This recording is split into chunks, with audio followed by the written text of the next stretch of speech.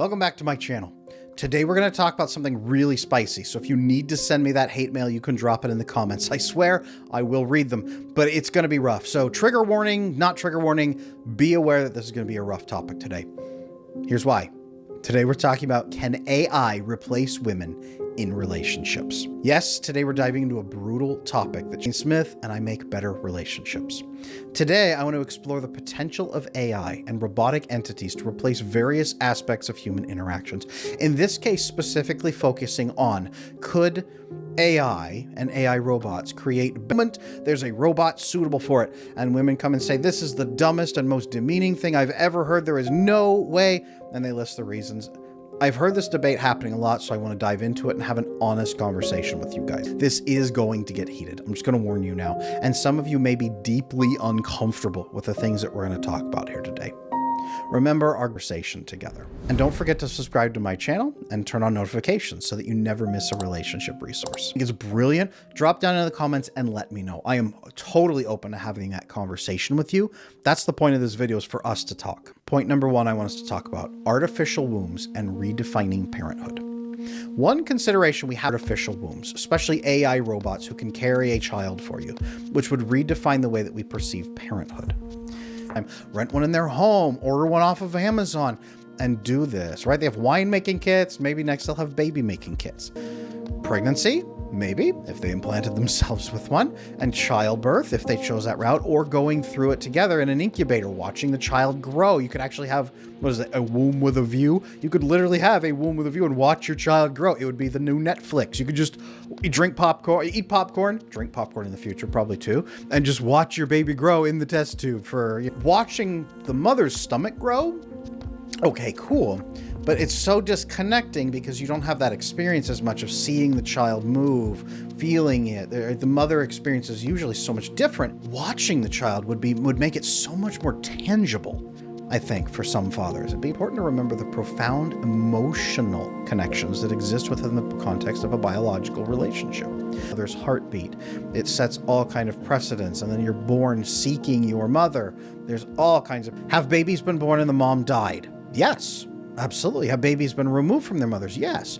Possible. Could we potentially navigate around those, knowing that those were going to be there? Maybe if you were proactive about attachment forming, it's possible. These are things we'd have to talk about. Human wombs are, it's not as simply as boom, you plug in an embryo, bang, you get a baby, everything's perfect, that child is healthy. Which brings us to point number two. Another consideration is the potential for downloadable caregiving routines that AI robots could possess, specifically robot moms. Could this get around that initial opening problem of, hey, I was born and now I seek mother's comfort? Is that possible? Provide consistent and constant attentive care, meeting the needs of children at every stage of their growth. By an AI might look like, how their attachment be. Could you be generating endless sociopaths? It's possible. Now, while this idea may seem appealing, of creating these robot entities that care for children so perfectly, in terms of that high quality care, it's crucial to recognize the significance of the human touch and the yielding to them and nurturing them, drawing things out from them. I don't know if an AI could do that. That's something interesting. An AI wouldn't have the oxytocin bonding with that child to drive them to do that. We might be able to create that through programming. If they did, how important? What if they don't have a mom? Could this replace that mom? We'll have to think about that. Which brings us to point number three. Abuse-free relationships that ensure safety and trust. One advantage of AI entities in relationships is the guarantee of a partner or caregiver who will never abuse that child or their partner. In a world, something important. Would you watching, feel more safe with a programmed AI companion? I'm really curious. Let me know in the comments. Number four, maid routines. A lot of men and women look at the role of domestic service as one show of love. The old cliche is the loving wife who irons her husband's work clothes or who cooks him a delicious meal to uplift his spirits. Yes, it feels a little bit sexist sometimes to say women can cook and clean and that's their role and that's why AI can never take over. But plenty of people online are having this conversation. Who would give you this love? Who would cook you loving meals? My AI robot. These are discussions happening online. We need to be realistic about talking about them. Yes, AI could personal growth and leisure activities or quality time with their loved ones. This could give parents, fathers in this case, more focused time with their child instead of having to take care of all these routines. I know plenty of single dads who are dying under the load of caretaking, home domestic pieces, cooking, cleaning, the laundry. It's tough. There's a lot. This would streamline daily routines and increase productivity and reduce stress levels for everybody. Bring us together. I'm just saying, what is lost when we automate everything in our lives? What does your child learn? Intimacy with a companion that never says no. Other guys, instead of just fearing and understand why. Very loving husbands who have wives who are not interested.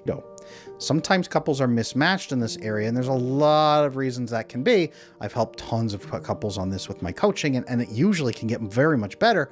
But imagine if you didn't have to do that work. AI has the potential to define intimacy in a whole new way, providing seamless and enjoyable experiences without that fear of rejection or complications that people are afraid of. Adding this in seems like the next step for many people. This could remove that anxiety surrounding intimacy, and it could promote exploration and fulfillment. However, we have to contemplate the deeper emotional connections, vulnerability. There's plenty of people that this is the case. Tell me in the comments if this is a big game changer. Tell me if you're waiting for the sex robot. Otherwise, tell me if you think that's creepy. I would also love to hear that. Human interactions might offer an unprecedented level of emotional support that's missing for many men in their modern relationships. I just saw an ad for one the other day because I was doing this research, and all of a sudden I started slammed with ads for ChatGPT programmed women and female partners and AI and anime girls and everything. Got much technology for it yet. Guys are already craving this, and the tech hasn't even caught up yet. So what happens when the tech does catch up? Now, while this scenario may paint an appealing picture to some people, we also have to question the depth of an AI's emotional understanding.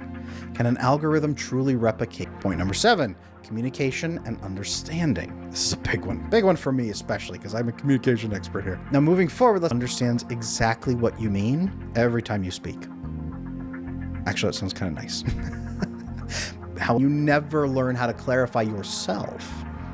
If you never learn how to clarify with someone else, you're raised in an artificial womb, raised misunderstandings and from having to grow. If there's no reason to grow, do we grow? Or does everybody walk around like perpetual toddlers forever? Something to think about. Usually it's to be accepted. Can an AI accept you? Does an AI's acceptance... I don't have an answer right now. I'd like to hear from you in the comments. Can an AI accept you, and would it matter? Number 8, ageless companions. Yeah, here's a thought that we often overlook when we consider AI partners. They don't age or die. This could bring a sense of continuity to your life. Yeah, she's always been there and she's always been hot.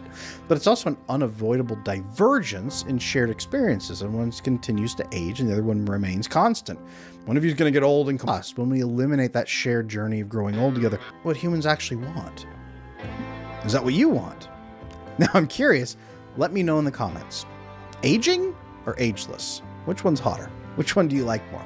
Which one feels more natural to you? Which one is preferable? Now, point number 9, another crucial aspect to consider is physical appearance and attractiveness.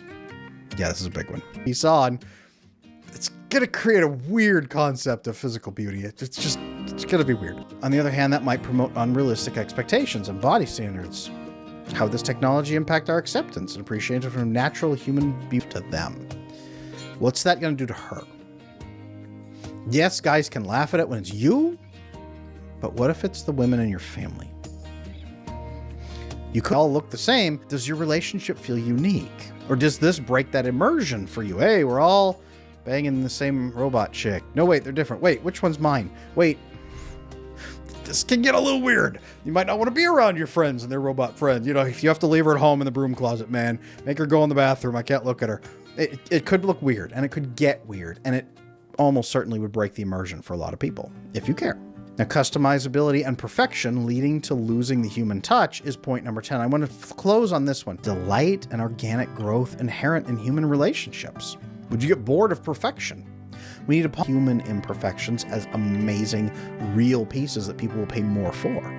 It's possible. Plate is unique. That's pretty cool. People actually crave that already. Mass-produced versus hand-produced. Where do you stand on this topic? Drop down in the comments and let me know, and reply to someone else while you're there. Let's have a conversation going about this topic and get it going. I want to jump in there and see threads of people discussing it reasonably, respectfully. Debate in the comment section. I will join you and we'll have a great discussion about this. And I will see you in the next.